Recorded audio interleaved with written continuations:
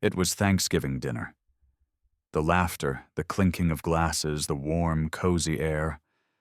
But then my son, standing there with a smug look on his face, told me to just eat quietly, right there in front of everyone.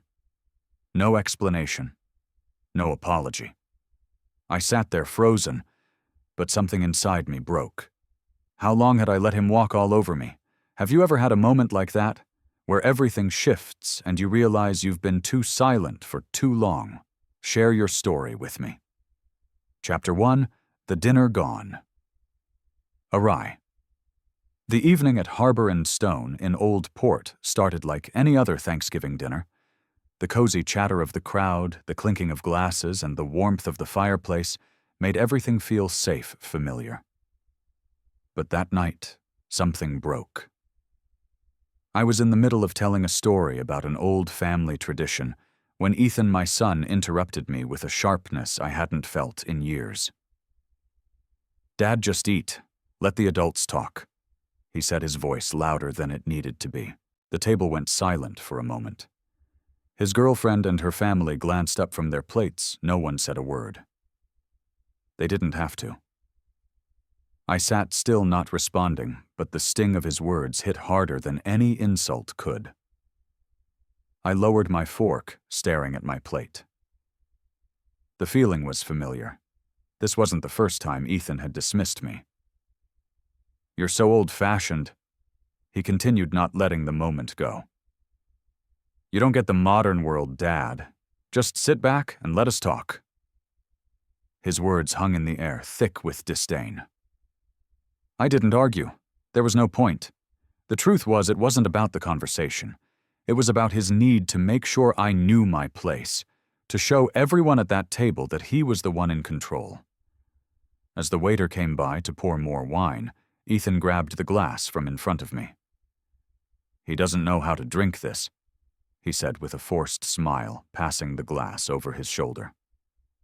"I'll take care of it." I stayed quiet, swallowing down a mix of hurt and frustration. Then I stood up. The bathroom was only a few steps away, but it felt like miles. The cold tile floor beneath my feet offered no relief. I stared at my reflection in the mirror, trying to collect myself. How long had I let this happen? How long had I allowed him to push me to the side, treating me like I was invisible? My mind raced through the years, his first few steps toward independence, each one more defiant than the last. I went back to the table, ready to finish the evening, but just as I was about to sit, the manager of the restaurant appeared at my side. "Mr. Hartley," he said politely, "the compliance paperwork is ready for you to sign. We just need your final signature to update the ownership details." Everyone turned to look. Ethan froze, his face paling as the words hung in the air.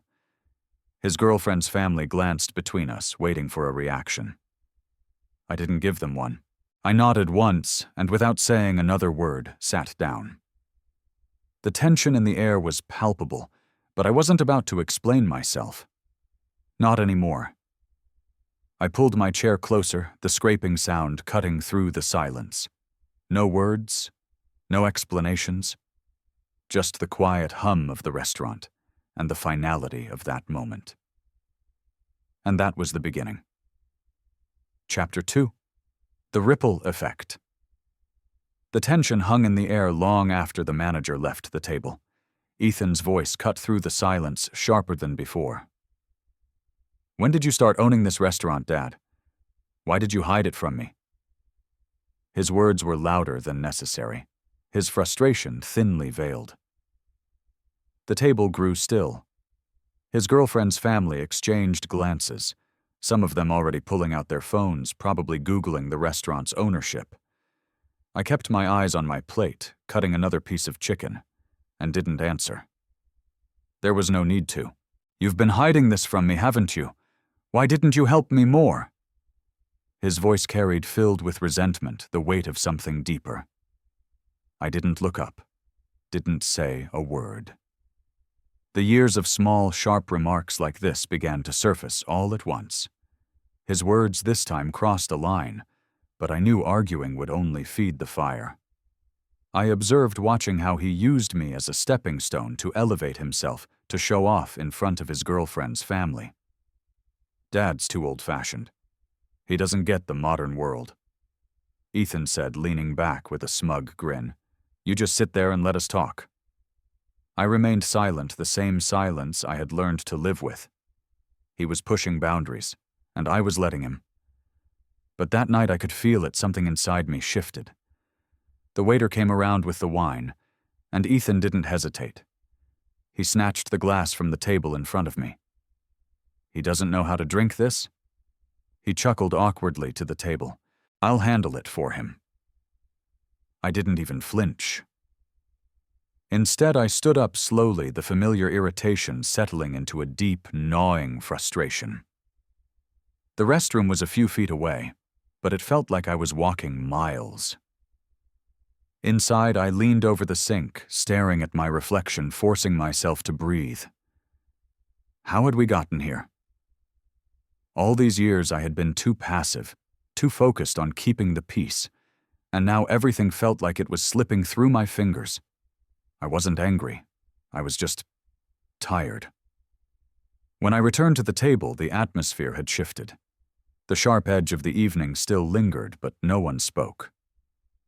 As I approached my seat, the restaurant manager appeared again, clipboard in hand. Mr. Hartley, he said with a polite smile, the compliance paperwork is ready for you. We just need your signature to update the ownership records.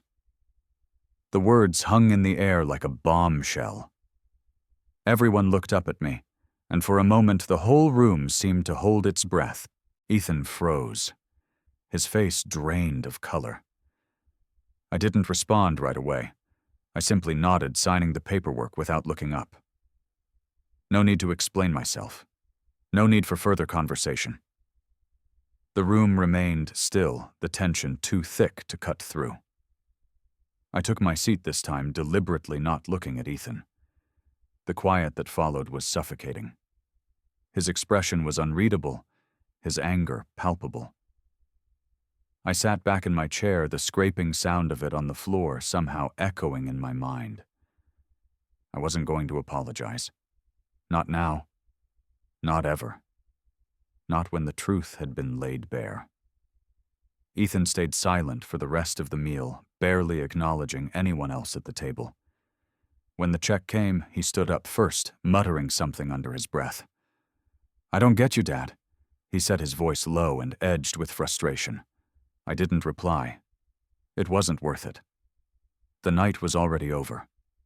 Outside, as I walked to my car, I overheard the murmur of conversation behind me.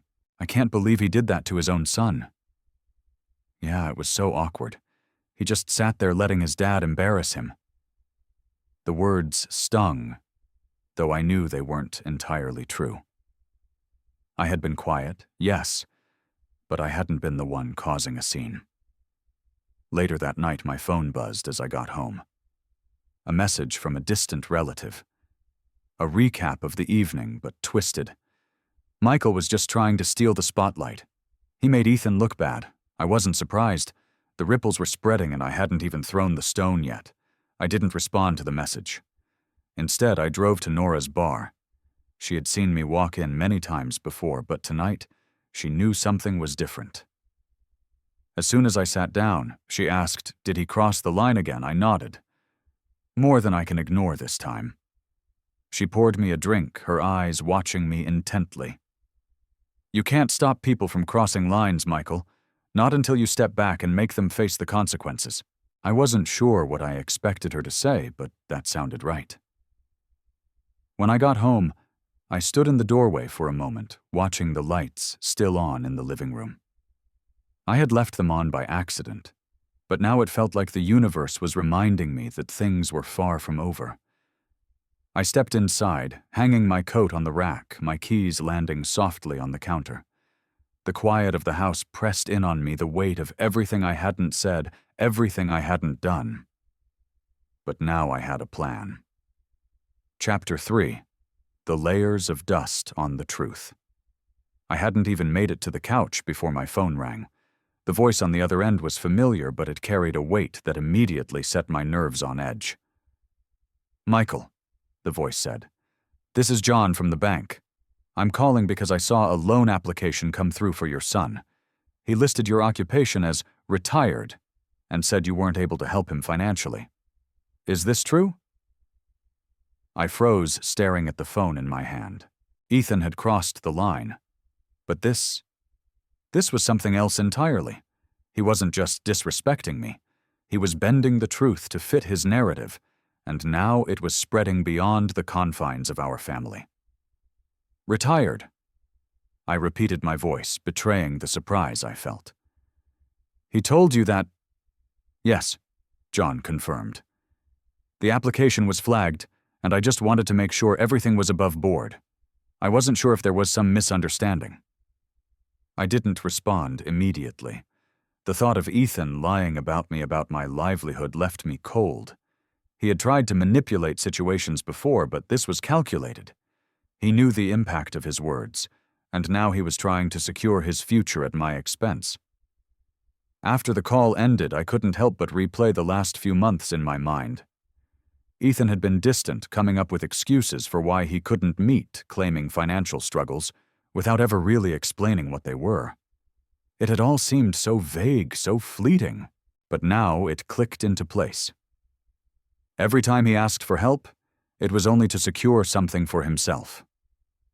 At the office the next day, a colleague approached me casually mentioning that Ethan had asked for my pay stubs. "I thought you gave him permission," the colleague said, looking uncertain. No, I hadn't. I had no idea what Ethan was up to, but he was clearly working his angles trying to exploit my position to suit his needs. By the time I made it back to my car, the weight of it all was suffocating. That's when the next call came, this time from Ethan's old school. They informed me that there had been a mix-up with his application for a financial aid program. His references had been altered. It didn't take a genius to figure out what had happened. Ethan was building a false narrative of a broken, unsupported man to gain access to things he had no right to. He was manipulating the system, but I was the one being cast as the villain in his story.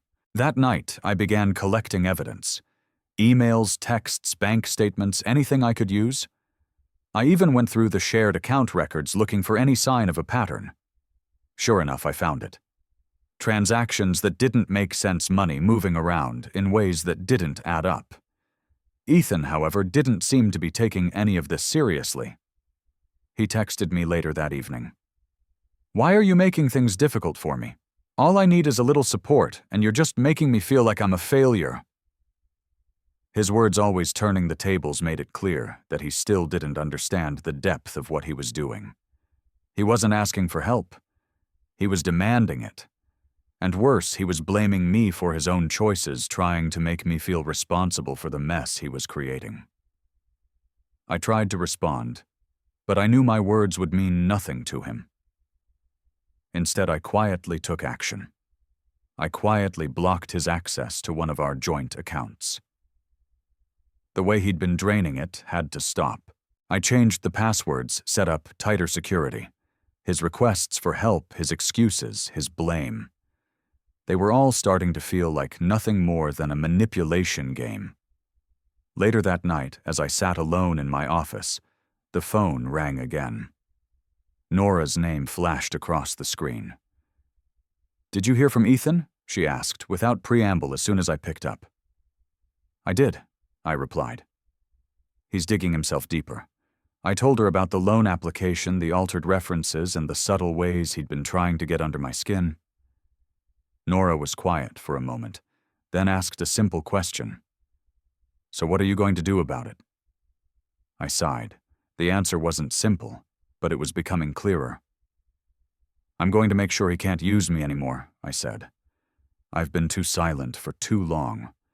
I could feel the weight of my words like they carried the finality of something irreversible. But Nora didn't push. She simply said, "Just be careful. When someone goes this far, they don't stop until they've burned everything." Her words were enough to make me pause, but I knew what I had to do. Ethan had crossed every line, and now I had to make sure he faced the consequences. After hanging up, I sat back in my chair, my mind racing. I had to take control. No more playing the victim. I walked to the safe, unlocked it, and took out the documents I'd been keeping hidden. The restaurant's ownership records, the family trust, the assets that Ethan had no idea I was holding on to. It was time to level the playing field. I spread the papers out on my desk, and as the weight of the decision sank in, I wrote down the first line of my plan. No more letting him use me. The fight was just beginning, and I wasn't backing down this time. Chapter 4. The Boundaries. Torn apart. The doorbell rang just as I was settling into the quiet of my living room. I opened the door without hesitation, knowing exactly who would be standing there. Ethan. He didn't wait for me to speak. "Why did you lock the credit card? You didn't even tell me," he demanded, his voice tight, nearly a yell. I stepped aside, letting him in. "Come in," I said calmly, the tone of my voice not betraying the storm brewing beneath the surface. He walked in with a determined stride, and for a moment I couldn't shake the feeling that this confrontation was a long time coming. As he stood in the middle of the living room, his eyes burning with frustration, he threw out a series of accusations. "You never trusted me." His words were sharp, almost accusing. "You hid your money from me, trying to keep me in the dark. All these years, and now you show me this." I didn't say anything, just kept my gaze steady. I wasn't going to engage in this back and forth. The fight wasn't about credit cards or money. It never was. "You owe me, Dad," he continued, his voice rising. "You owe me because you were never the father I needed. You think keeping me in the dark is helping me, but all it does is push me away." His words were painful, and yet they no longer had the same sting they once did. He had been saying this for years in different forms, and each time it had chipped away at me. But now I could see the manipulation clearly. He wasn't asking for help.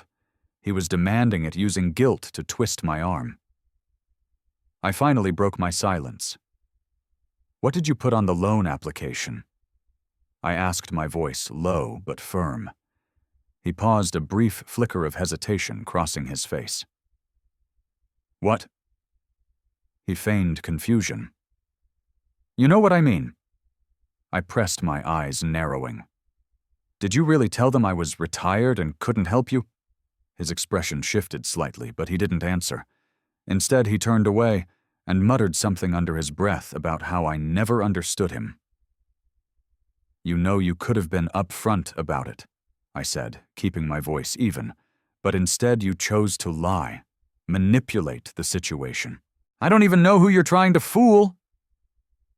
His hands clenched at his sides, and he finally exploded.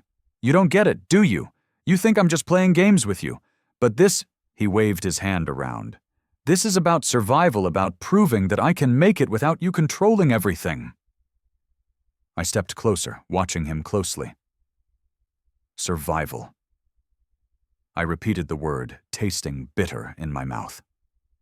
"No, Ethan. You're not surviving. You're exploiting every weakness I have, and you're doing it in front of everyone. And that's where you've crossed the line." He opened his mouth to retort, but then stopped himself. For a moment, I saw something in his eyes, a flicker of realization, or maybe just panic. But it was gone in an instant, replaced by his usual defensive anger. He looked at me, his face twisting with frustration, and spat out, "You're not going to get away with this. You won't stop me. You never could." I stood still, unmoved. The weight of his words hit me, but I didn't flinch. "You've been trying to take everything from me, Ethan," I said, my voice steady. "You've crossed every line I've set, and now you want to destroy me in front of people who don't even know the truth." He let out a sharp laugh, shaking his head. "It's not about destroying you. It's about finally getting the respect I deserve." I raised an eyebrow, meeting his gaze with calm precision. "Respect, Ethan? You've been disrespecting me for years, and now you've crossed a point where I can't just turn the other cheek. I won't let you continue this." He took a step toward me, his eyes blazing. "You think I care. You think I'm afraid of you." I didn't answer. Instead, I watched as he stormed out of the room, slamming the door behind him.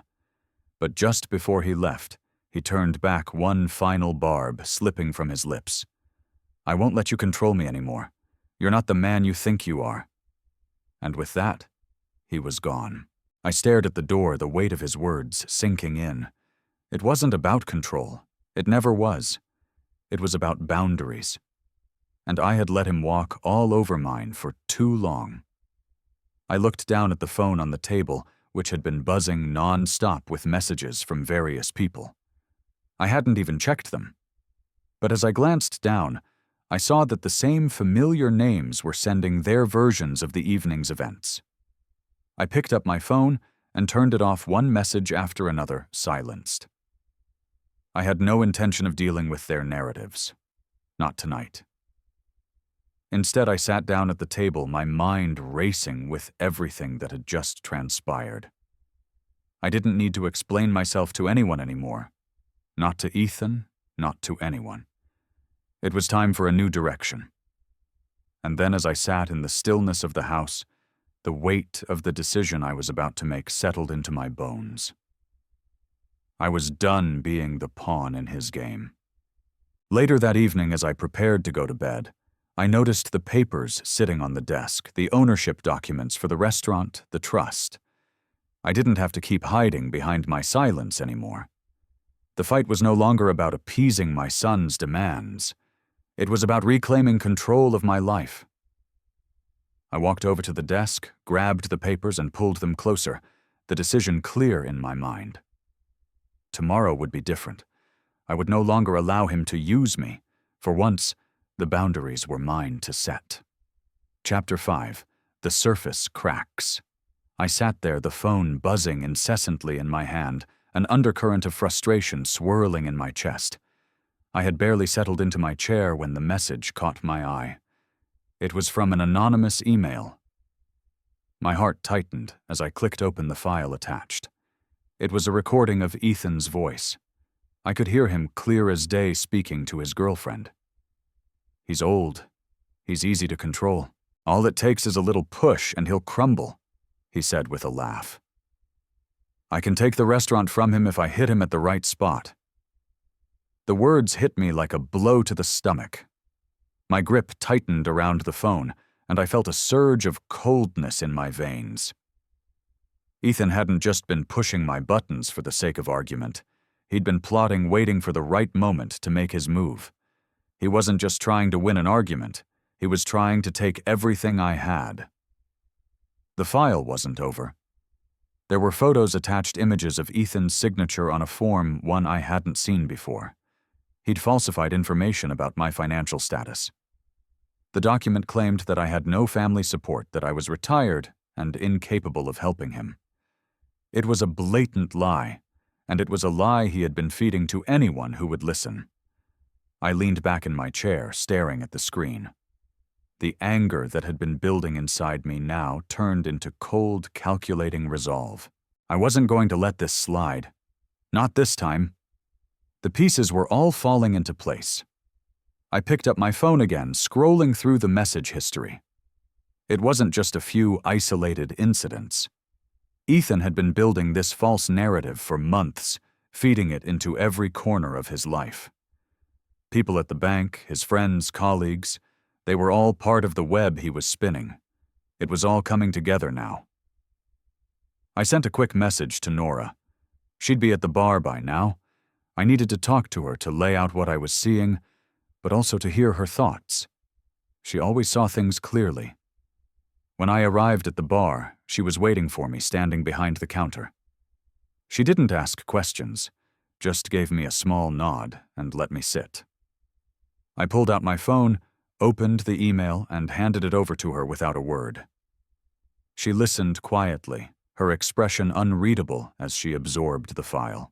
When she finished, she handed it back to me and asked, "So what now?" How much longer are you going to let him do this to you? I stared at her for a long moment. The question hung in the air, heavy. I didn't have an answer.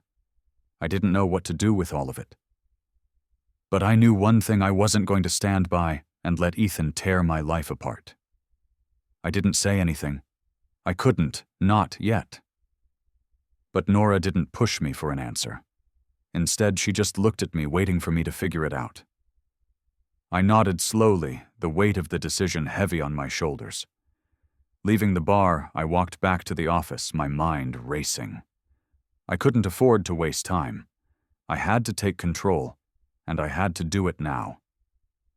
At the office, I sat at my desk, surrounded by piles of paperwork. The restaurant, the family trust, all of it was in disarray, and it was all because of Ethan. But now I had the proof I needed. I knew where to go from here. I began to scan through old files, pulling out papers that connected the dots. Financial statements, ownership documents, email chains, everything was connected. As I sifted through the files, I knew that this wasn't just about getting back at Ethan. It was about reclaiming control of my life, my decisions, and my future. I heard a knock on the door, but I didn't look up. I knew who it was. Nora stepped into the office, her gaze piercing as she took in the scene. "You ready?" she asked simply. I nodded, folding the papers in my hands. "It's time to end this." The next step was clear. The trust needed to be restructured, Ethan's access needed to be revoked, and my life needed to be reset. I couldn't allow him to hold any more power over me. I reached for my phone, quickly calling my lawyer. The conversation was brief. A few signatures, a few forms, and everything would be set in motion. As I hung up, I stood, moving over to the filing cabinet. I pulled out the key and unlocked it, taking the file that would change everything. I was finally taking back control, and nothing was going to stop me now. Nora was already at the door, watching me quietly. She didn't need to say anything. The decision had been made. There was no turning back. I paused for a moment, then turned off my phone. The noise, the chaos, the lies, it all disappeared with the press of a button. I didn't need the distractions. Not anymore. When I walked out of the office, I wasn't just walking out of a building. I was walking into a new life, one where Ethan no longer had a grip on me. The work was far from over, but for the first time in years, I felt like I was on the right path. As I drove home, I allowed myself a single moment of peace.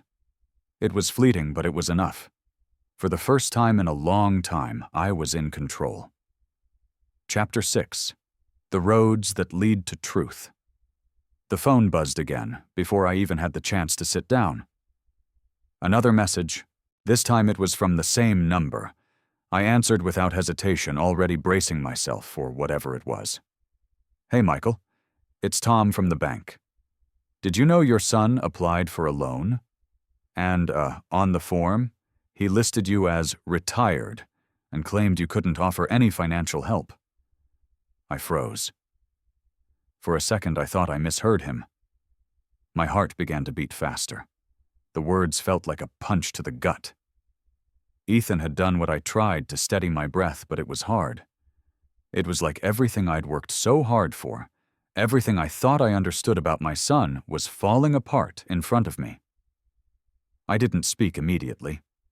Tom could hear the silence on the other end. "Are you still there?" he asked. "Yeah," I finally said, my voice tight. "I'm still here." "Can you send me the details of what you found? I'll send them over," Tom replied. "But Michael, I think there's something else. Your son has been asking for help in more ways than you might know. It's all about perception. You need to keep an eye on things." "Thanks, Tom," I managed before hanging up. I sat still for a long time, staring at the empty screen of my phone. The message had hit me harder than I expected. Ethan, my own son, had been lying, manipulating the truth about my position, about me. Why, what was the point? I thought back to the past few months, Ethan's sudden disappearances, the cryptic text messages about financial issues, and his constant demands without ever explaining anything clearly. Now it all made sense. Ethan wasn't just asking for help. He was setting something up. Using me. I grabbed my coffee mug, but the warmth did nothing to ease the chill creeping into my bones. When I walked into the office later that day, I ran into one of my colleagues who had no idea about what was unfolding. But that didn't matter. "Hey, Michael, I heard from your son this morning. He asked me to get a copy of your paycheck," my colleague said casually, as though it was a normal request. I felt my stomach drop. "He did what, yeah, I thought it was strange," the guy said. "But he said you'd given permission." I shook my head. This was all starting to unravel in ways I couldn't ignore. As I tried to digest the news, my phone buzzed again. This time it was a call from Ethan's old school. The voice on the other end was apologetic, but firm. "Michael, I don't know how to tell you this, but your son's application for financial aid came through. The references, however, were tampered with. Someone altered details about your financial status, specifically about your support for him." I hung up the phone, the world spinning around me. More manipulation, more lies. He wasn't just trying to get money, he was building a case, a story about being abandoned, a victim who had no choice but to fend for himself. I stood up from my desk, running a hand through my hair. It felt as though the walls were closing in. Ethan had set this whole thing up, and now I was stuck in the middle of it all. But I wasn't going to sit idly by and let it continue. I grabbed my laptop and started going through emails, saved documents, anything that could give me a clearer picture of the mess Ethan had created. One by one, I started taking screenshots, gathering evidence. Every message, every financial transaction, every word that could build a case against him was here in front of me. As I clicked through the files, something else caught my attention. A series of transactions on one of the joint accounts Ethan had access to. They weren't small amounts either. They were large, frequent withdrawals, often at odd hours. He'd been taking money. Maybe not in huge sums, but enough to suggest something was off. I felt my heart race. Ethan wasn't just lying about me to others, he was siphoning off funds that weren't his. My trust, my hard work being used against me. The weight of it was suffocating, but I knew what I had to do. I called my lawyer. The conversation was quick to the point. "No time for niceties. I need you to draw up papers to revoke Ethan's access to everything I told him. Accounts, trusts, assets. Everything. And I want him to know it's coming." "Are you sure about this?" he asked, his voice low. I didn't hesitate. "Yes, I'm sure." The line went quiet for a moment before he replied, "I'll have the papers ready, but you'll need to sign them in person." The weight on my chest felt a little lighter, but the work wasn't done yet. Not by a long shot. But with each move, I could feel the power shifting back to me where it belonged. Later that evening, I sat down to look over the documents. The more I read, the more I realized just how deep this ran. Ethan had used my trust, my weakness, to manipulate situations to his advantage. He wasn't just a son I had failed. He was a person who had made choices, calculated ones, to hurt me and take what wasn't his. And yet there was no remorse in his actions, no apology. As I looked at the file, I felt a pang in my chest. How had I missed this? How had I allowed him to drag me down this path? I closed the laptop and stood up. I didn't need to ask questions anymore. Ethan had made his move. Now it was my turn. It was time to take back what was mine, starting with the truth. Chapter 7. When the lines are torn. The moment I stepped into the office, I felt it a shift in the air, like something was waiting for me. My manager's face was unreadable when she motioned for me to step into the conference room. The door shut behind me with a dull thud that made my stomach drop. "Michael, we've received an anonymous complaint," she started. It alleges that you've been misusing company resources for personal gain." My mind went blank. For a second, I thought I'd misheard her. What was all I could manage? "They claim you've been using company funds for personal projects. We have to investigate," she said, her voice clipped. I wanted to argue to defend myself, but the words wouldn't come. This was the exact same thing Ethan had been setting up his little scheme to undermine me, to discredit me. I could almost feel his shadow lurking behind this, pulling the strings like he always had. "Of course," I finally said. "I'll cooperate fully." The meeting ended without resolution. The seed had been planted and the damage was done. The accusation alone would be enough to taint my reputation. I left the building, my head spinning. The walk to the parking lot felt longer than usual. As I crossed the lot, I saw him. Ethan standing at a distance, watching me. It was as if he was waiting for me to respond, to show some sign that I had noticed his presence. But when our eyes met, he turned away, disappearing down the street. My phone buzzed. I looked down and there it was. A message from one of the people close to Ethan's girlfriend. "Ethan told us that you've been acting erratically. He says you're losing control of things, that you're the reason things are falling apart in the family. Maybe you should try to make things right with him." I felt a knot form in my stomach. They were all on his side, feeding into his narrative, the one where he was the poor, misunderstood victim. My name was being dragged through the mud, all for his gain. The messages kept coming, each one more accusatory than the last. I couldn't take it. I had to get away from it all. So I went to the one place I knew I could get some peace, Nora's bar. When I walked in, Nora was wiping down the counter, her eyes lighting up when she saw me. Without a word, she poured me a drink. I could tell she wasn't going to push me to talk, but she'd listen if I needed her to. "You look like you've been through hell," she said, handing me the glass. "Yeah, it's been a day," I muttered, taking a sip. I wasn't sure where to begin. How could I even begin to explain how Ethan had systematically torn my life apart? Nora raised an eyebrow, sensing the weight of my silence. "What's going on, Ethan?" I said quietly. "He's doing it again. But this time it's bigger. He's telling people I've been irresponsible at work, that I'm a liability. He's manipulating the whole situation." She listened, her face growing darker with each word I spoke. "So he's still trying to control the narrative, huh?" she asked after a long pause. "I didn't realize how far he'd gone until today," I said, my voice thick with frustration. "He's trying to ruin my career, my reputation. He's been working behind my back, making things worse." Nora leaned in, her eyes steady and calm. "You can't let him keep pulling the strings. He knows exactly how to manipulate you. You've got to stop standing still, Michael. You've been letting him control the story for too long." Her words hit me harder than I expected. I'd always been the one to keep quiet, to avoid conflict, but I couldn't keep doing that.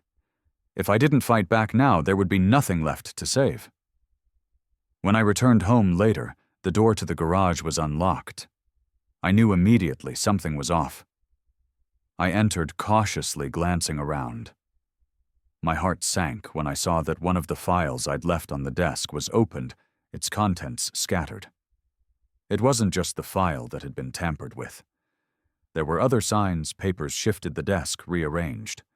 Whoever had done this had been looking for something, and they hadn't left empty-handed. I stood there for a moment, staring at the disarray, and then my phone buzzed again. I didn't need to look at the screen to know who it was. Ethan had crossed the line. I picked up the phone and dialed the number of an old friend who worked at the police station. The conversation was quick, just the way I needed it to be. "They're using a rental car," I said, my voice steady. "I need to know everything about it. The license plate. They're trying to intimidate me. I need it tracked." The line went quiet for a moment, and then my friend's voice came through. "I'll get on it right away." I hung up and walked over to my safe, unlocking it with a quick twist. Inside, I found the documents I had kept hidden. Documents Ethan didn't know existed. The contracts for the restaurant, the trust agreements, and the papers detailing the ownership. I knew what I had to do. The evidence was right there in my hands. That night I drafted a message to my lawyer. Get everything in order. I want to take legal action against Ethan. We're done with this. I didn't hesitate. There would be no more silence, no more hiding. This time I was taking control. As I sat at my desk, my phone rang again. This time it was a call from my lawyer. The wheels were in motion. I'd taken the first step, and now it was time for Ethan to face the consequences of his actions. I closed my eyes for a moment, feeling the weight of the decision settle in. The road ahead was going to be tough, but it was the only road that led to freedom. Chapter 8. Power Restored. The next morning I received the call from my lawyer. The transfer has been completed. Ethan's access to the financial accounts is now officially revoked. The restaurant records are updated, and you are the sole owner. Relief didn't come in waves. It was more like a slow, heavy breath, one I had been holding for too long. I leaned back in my chair, staring at the phone, still hearing his voice from last night. Are you really going to abandon me? He had come by standing on my doorstep, desperate for answers. But I had none to give him. The truth was simple. The stakes had gotten too high. He had crossed a line that couldn't be undone. There was no going back after everything he'd done. The phone rang again, a second call from my lawyer. Michael, I just got a call from the police. They've been investigating the break-in. They've got footage from a neighbor's camera showing Ethan near your property the night of the incident. It's enough to open a full investigation. They're moving forward with it. Good, I said, no emotion in my voice. It wasn't relief this time, it was something else. Something colder, more final. Michael, you know this means things will get complicated. Do you want me to continue with the legal action against him? There was no hesitation. Yes. I want it all. Make sure his access to everything is cut off for good. The decision felt heavy, but not wrong. For so long, I had tried to protect him, to shield him from the consequences of his actions, even when I knew he had been manipulating me. But not anymore. It wasn't just about business or money anymore. This was about control, and I was done letting him control my life. Later that day, I received another unexpected visit. This time it wasn't Ethan knocking on my door. It was a call from the police. They had a breakthrough in their investigation. They had traced the rental car to Ethan's name. He had used it to follow me, to spy on me, to gather whatever leverage he could. It didn't stop there. The officer on the other end told me there was a lot more to the story. They had dug deeper into Ethan's actions and discovered other false documents he had filed, including the one where he tried to claim I was unfit to manage the business. This had gone on for months. His manipulation was deeper than I had thought. The call ended, but the words kept ringing in my mind. Ethan had tried to manipulate not only me, but the system itself. He had pushed and pushed, thinking I would bend. But I wouldn't. The next day, I heard from the family of Ethan's girlfriend. They had learned about the break-in, the falsified documents, and the manipulation. They weren't on his side anymore. They distanced themselves from him as they should. His girlfriend left him too after all the lies he had spun.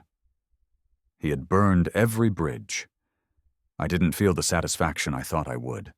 There was no sense of triumph, no vindication, just a hollow, empty space where once I might have felt pain. The anger had faded long ago, replaced by the coldness of realization. This had to happen. There was no other way. That evening I sat alone in the living room, the silence of the house more pronounced than usual. No phone calls, no notifications, no distractions. For the first time in years, I could hear my own thoughts. The noise of Ethan's manipulations, the weight of his deceit had finally quieted. I wasn't letting him control me anymore. It wasn't that I hated him. I never had. But the damage he caused, the way he twisted everything we had to stop. And now, it had. I had reclaimed my life, my peace, and my future. A few days later, I drove out of Portland. I didn't know exactly where I was headed, but I knew it was time for a change. The ocean was a familiar comfort, the endless horizon offering a chance to breathe without the weight of all that had happened pressing down on me. I reached Cape Elizabeth by late afternoon, the air salty and fresh. I didn't need to speak or plan. I just needed to walk by the water to feel the sand beneath my feet and remember what it was like to live without looking over my shoulder. When I stopped at the edge of the small cliff that overlooked the sea, I turned off the engine of my car, stepping out into the cool breeze. The wind picked up, blowing across my face, the scent of the ocean filling my lungs. There was no grand realization, no epiphany. I didn't need to shout or announce anything. It was simply a step forward. The first step of many. I looked out over the waves, a sense of calm finally settling in my chest. My life was mine again. And for the first time in a long time, I was ready to live it.